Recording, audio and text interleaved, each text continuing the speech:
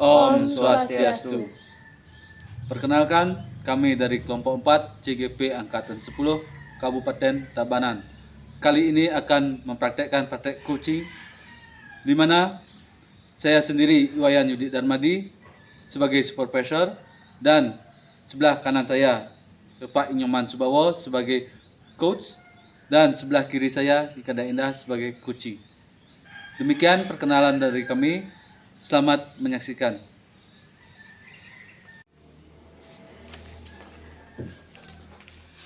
Selamat sore Pak Nyoman. Gimana kabarnya untuk hari ini? Selamat sore juga Pak Yudi, kabar tiang untuk hari ini cukup baik Pak. Sedikitlah kondisi tubuh karena musim dingin, sedikit tubuh saya kurang mendukung lah Pak. Ya, terima kasih Pak Nyoman. Nah, di sini saya akan ingin mengetahui dalam kegiatan Bapak kali ini. Nah, yang pertama ini apa saja persiapan Bapak untuk sebelum melakukan kegiatan cooking ini? Ya, terima kasih Pak Yudi. Mungkin dalam kesempatan ini sebelum nanti tiang melaksanakan praktek coaching, beberapa hal harus yang sudah susun Pak, rancang. Yang pertama sesuai dengan prinsip dari coaching, terus kompetensi dari coaching itu sendiri Pak. Oh, berarti Pak Nyoman sudah mempersiapkan prinsip-prinsipnya semuanya ya. Nah di sini kira-kira kompetensi apa yang akan Bapak kembangkan dalam praktik cooking ini yang akan Bapak lakukan?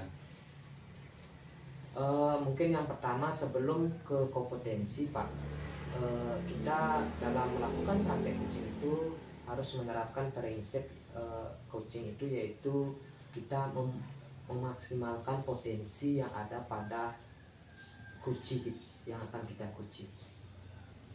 Terus kompetensi intinya nanti yang dia kembangkan adalah satu, yaitu saya dalam prakteknya harus hadir secara penuh. Yang selanjutnya adalah saya mendengarkan aktif apa sih yang menjadi tujuan dari praktek coaching yang akan dilaksanakan, atau enggak permasalahannya apa sih dari coaching itu, saya dengarkan dengan aktif. Terus yang ketiga adalah saya mengajukan pertanyaan dengan rasa, pertanyaan-pertanyaan yang tidak menilai, artinya tidak menyudutkan, membandingkan, tetapi adalah pertanyaan-pertanyaan yang memang menggali potensi dari coaching itu. Dan dalam percakapannya itu saya juga akan menggunakan yang namanya alur tirta itu Pak. Ada yang pertama adalah tujuan, apa sih menjadi tujuan dari coaching. Yang kedua adalah mengidentifikasi apa sih yang menjadi permasalahannya, terus apa sih rencana aksinya, terus yang terakhir adalah tanggung jawab. Ya, udah itu banyak ya kira-kira yang sudah disiapkan itu ya. Nah, sekarang indikator yang ingin Bapak capai itu seperti apa dalam percakapan cooking nanti? Indikatornya yang ingin saya capai dalam melaksanakan praktek coaching ini adalah bagaimana nanti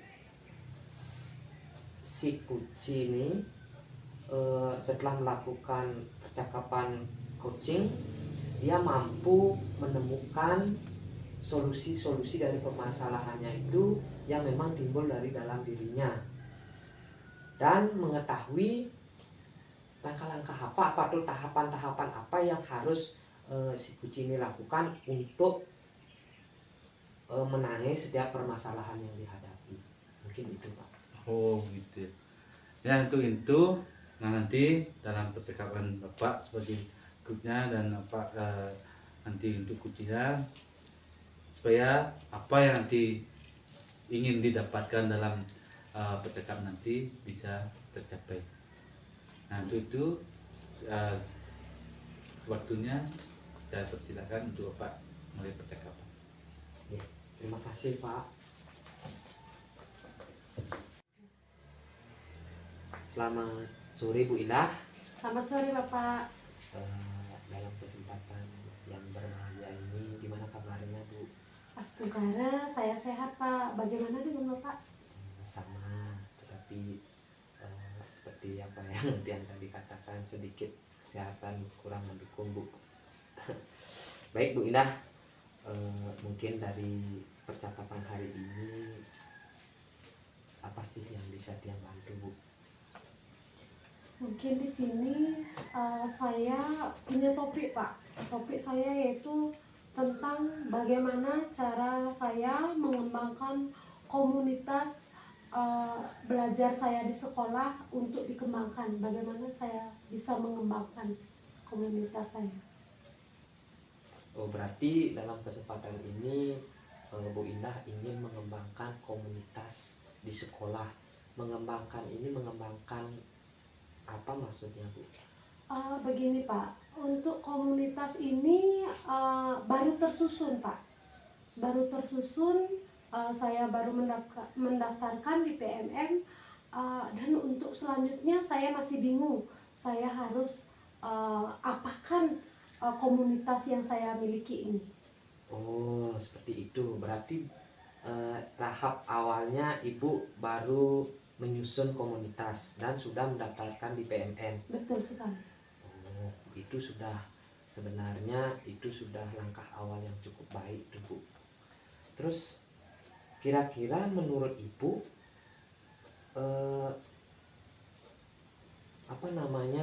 untuk mengembangkan komunitas itu gimana? Ada enggak menurut Ibu ada enggak cara? Menurut saya bisa mengembangkan di sini dengan cara kami nanti di sekolah itu bisa menjadwalkan apa dari tujuan komunitas ini. Misalnya di sini saya ingin menyusun rencana beberapa bulan mungkin diambil untuk misalnya membuat media pembelajaran, mungkin seperti itu Bapak. Oh, berarti menurut Ibu untuk mengembangkan komunitas, Ibu harus membuat misalnya media pembelajaran dari media pembelajaran ini akan Ibu terapkan di kelas. Iya betul. Sehingga Ibu dapat menggerakkan komunitas yang ada di sekolah untuk diajak bersama-sama membuat media pembelajaran. Itu menurut Ibu ya? Betul Bapak. Luar biasa Bu, itu merupakan sudah adalah kunci dari Ibu itu bagaimana Ibu bisa menggerakkan komunitas yang ada di sekolah dengan belajar bersama membuat media pembelajaran. Nah kira-kira selain Ibu membuat media pembelajaran, ada nggak cara-cara yang lain untuk mengembangkan komunitas itu, yang komunitas Ibu lebih lah ke depannya? Saya di sini berharap Pak untuk teman-teman saya yang lainnya itu agar mereka lebih aktif dan saling mendukung dengan teman satu dan teman yang lainnya juga. Saling dukung kita. Saya berharap kita bisa saling mendukung dalam setiap langkah untuk pembelajaran yang berpihak kepada anak. Mungkin seperti itu Bapak. Begini, kira-kira selain Ibu ingin membuat artinya belajar bersama di komunitas itu, membuat media pembelajaran, kira-kira ada enggak kegiatan lain yang mendukung komunitas Ibu itu aktif? Kegiatan lain selain kita duduk bersama, misalnya kita membuat media pembelajaran, selain itu ada enggak kegiatan lain? Mungkin saya di sini hanya bisa memikirkan bagaimana kita duduk bersama, tidak aktif dengan satu orang saja, misalnya dengan ketua berpatokan pada satu orang, tetapi kita bisa uh, menumbuhkan keaktifan sendiri dan saling mendukung dengan teman. Mungkin seperti itu Bapak, saling dukung.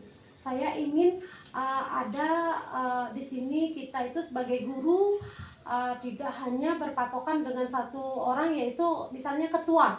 Di sana ada ketua, teman-teman yang lain sebagai peserta. Saya tidak ingin melihat yang aktif itu hanya ketua saja. Di sini kita bisa berkolaborasi, bekerja sama untuk mendapatkan ide-ide positif. Intinya lebih ke kreatif guru-guru sesama guru. Seperti itu mungkin Bapak. Begitu Bu, sungguh luar biasa lah. Apa rencana yang Ibu inginkan adalah untuk mengembangkan komunitas itu, artinya melalui kegiatan membuat media pembelajaran itu tidak hanya 1, 2, 3 yang aktif, tetapi semua anggota di dalam komunitas itu aktif. Betul. Semua luar biasa Ibu ya. Ya, baiklah Pak Nyoman. Nah, tadi saya sudah mendengar dan melihat percakapan Pak Nyoman sebagai itu dan Bu Indah sebagai itunya di sana. Nah, setelah melakukan percakapan tersebut, bagaimana perasaan Pak Nyoman setelah kegiatan tersebut? Perasaannya sangat senang Pak. Dimana tadi dalam percakapan coaching yang dia lakukan dengan Bu Indah sudah terjadi komunikasi aktif, dimana dia memberikan pertanyaan, Bu Indah menjawab. Secara aktif lah kita bercakap-cakap tadi dalam praktik coaching. Oh, berarti tadi sudah ada umpan baliknya Iya. antara Bapak dan Bu Indahnya. Iya. Nah, gitu. Nah, sekarang hal baik apa yang sudah Bapak lakukan dalam percakapan coaching tadi? Hal baiknya seperti yang dia katakan tadi itu, dia melihat satu, dia sudah menyiapkan tempat dan waktu dengan baik. Terus yang kedua, dia sudah mendengarkan secara aktif apa yang menjadi permasalahan yang dihadapi oleh Bu Indah. Terus apa sih tujuan dari obrolan saya hari ini, itu mungkin sudah mendapatkan jawaban. Mungkin itu hal baik yang dia dapatkan Pak. Oh, berarti sudah tujuan dari permasalahan yang Ibu Indah hadapi sudah didapatkan dengan obrolan yang tadi. Nah, kalau itu setelah itu kompetensi yang lain mungkin bisa Bapak kembangkan itu seperti apa? Nah, dari praktek coaching itu kan ada 3 kompetensi Pak. Yang pertama adalah kehadiran penuh, yang sudah tadi kan, dan yang penuhnya sudah. Terus mendengarkan aktif, yang juga sudah. Mungkin di sini yang perlu dia kembangkan adalah yang ketiga ini Pak. Yang ketiga adalah mengajukan pertanyaan-pertanyaan yang berbobot, sehingga dalam praktek coaching itu si kunci Bu Indah sendiri dapat menemukan jawaban-jawaban dari permasalahannya atau solusi dari permasalahannya, dan mengetahui langkah-langkah apa sih yang dilakukan untuk menjawab permasalahan yang dihadapi. Oh, gitu ya Pak Nyoman. Nah, dari awal sampai dengan Bapak Nyoman sama Bu Indah sudah menemukan solusi dari masalah yang dihadapi oleh Bu Indah. Nah, kesimpulan Pak Nyoman sekarang itu dari awal itu seperti apa?